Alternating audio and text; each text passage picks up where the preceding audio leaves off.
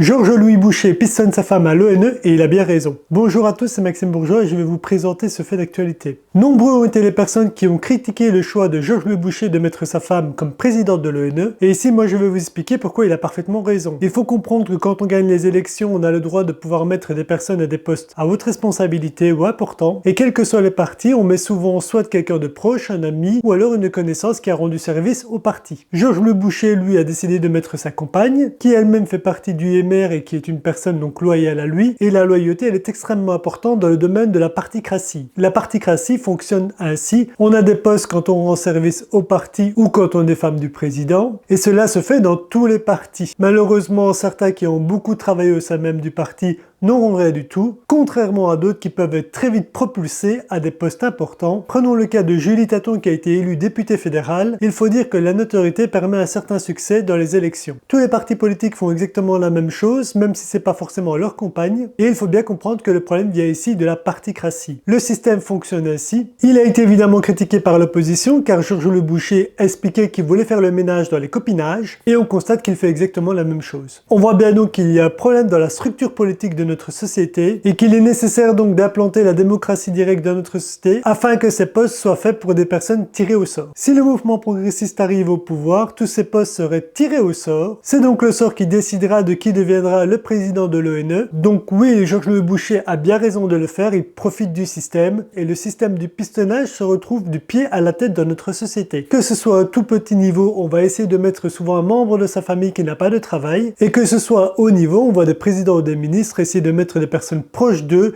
à des postes à responsabilité. La particratie forme des individus qui pensent ainsi. Nous devons donc révolutionner notre mode de pensée et mettre en place une démocratie directe pour que ce type de comportement ne puisse plus être présent dans notre société. Je vous laisse pour un autre fait d'actualité. On se voit une prochaine. Au revoir.